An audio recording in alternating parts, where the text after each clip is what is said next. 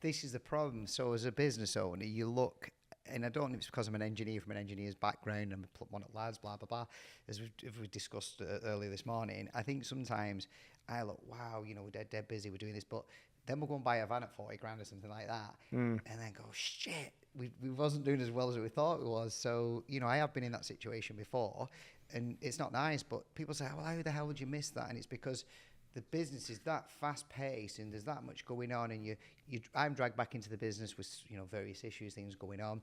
So I think probably the next step for us, if we want to go, is definitely look down the route of employing someone like yourself, or somebody. If it's not you, you put us on someone, or whatever you do, because it might not be something you do. Might be something you do. I don't know if you do. Do you actually do that? I do it more selectively now. Yeah, is the honest answer. Because you've got to have a company that is going to be worth it for you as well. I understand that. Yeah, and it's about time. And I'm not going to take on stuff I can't do properly as well.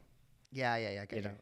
I helped you recently virtually, and that's what the other part you can have is like, are you at the stage where maybe just a virtual finance director can do it? So you can phone up now and again, just bounce things around on the phone. It's a bit like a PT, isn't it, almost, where you've got your PT saying, hang on a minute, you're not eating the right food, you're not doing this, you need to pull you back. Just a bit of a mentorish, but more than a mentor, someone who can actually help you and give actual advice to do and say, do it.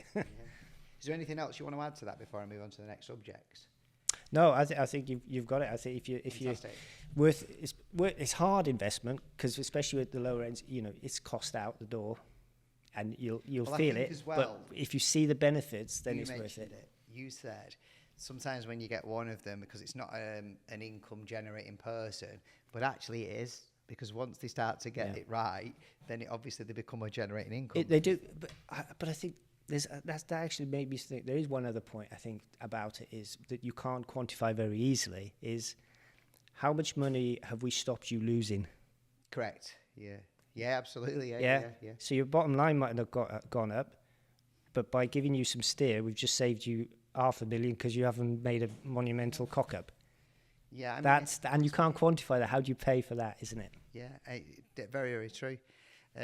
So the next subject I want to talk about is the pitfalls, nasty surprises, any agreements. And I'm getting onto that because Richard's helped me out with a really sticky situation that I had that I never understood existed. So I'll explain a little bit, and I'll explain how Richard helped me, etc., and what he did for me.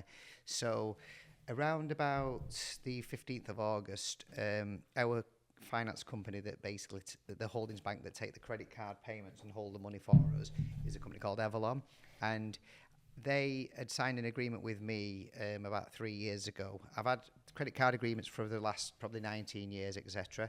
So how it works, the customer pays on the credit card, the money gets held into, correct me if I'm telling this right, gets held into Avalon, and then Avalon pay me. But what I didn't realise, we was taking deposits, and what we didn't let them know about the deposits, the amount of deposits.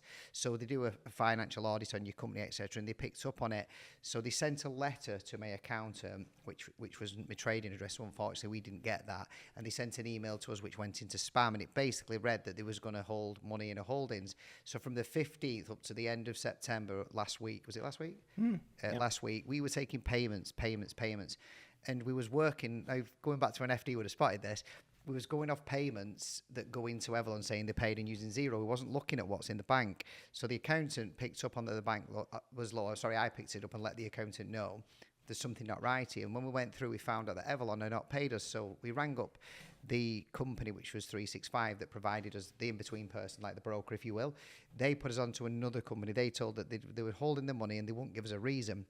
And the actual hold was 149,000, something like that, wasn't it? Yeah. So at that point, I'm like, oh my God. So we worked out they had about 70K of our money at this point. So I really didn't know what to do. So I rang them. They gave me an email. The gentleman who did it, he was a really nice guy, but very emotionless. I can't explain it, basically. What's going on? Why? What have we done? And they would not tell us. They just sent us a list of terms and conditions, which I didn't understand. So being part of a mastermind, at the Millionaire Mastermind where I met yourself, I then reached out to Joe. Joe said, listen, Mick, I don't really know. I said, what about Joe, the guy in financials? Anyway, I reached out to Richard. Richard then took over it. And within, I would say 24 hours, he got me, they reduced down to 30 grand, which they still kept the 30 grand, but that was a massive weight off my shoulder. Now, can I just say thank you for that, Richard? That's amazing what you did, and I am indebted to you, by the way, by that, because it really was stressful, and I was so emotional. I can't explain it. And as soon as I spoke to Richard, and he calmed me down, you know, this is how they act and this is how they do, and you kind of think this is solvable, and we kind of think we will get the £30,000 back, but they can hold it for a long time. So can you explain to the people that are listening, because there's lots of people who are taking card payments in my industry, and I'm pretty sure they don't know this exists. They don't. And we were at an event yesterday, and I met people similar to you, and we shared your story, and they came up to me, oh my God, am I going to be exposed the same? Because I guess what's disappointing with Avalon at the time is the terms and conditions are there, but they're vague, and they don't really make it clear to you about the consequence or put numbers behind it. And the way they communicated with you was pretty appalling, wasn't it? It was. They kept stepping behind a cloak of, we're not allowed to tell you for credit reasons, for data protection reasons. Well, that doesn't help you, does it? Now, fortunately, because it's my world, I could see straight away, read between the lines of what they were saying, which you, to be honest, had no chance of doing unless you had my experience. No chance.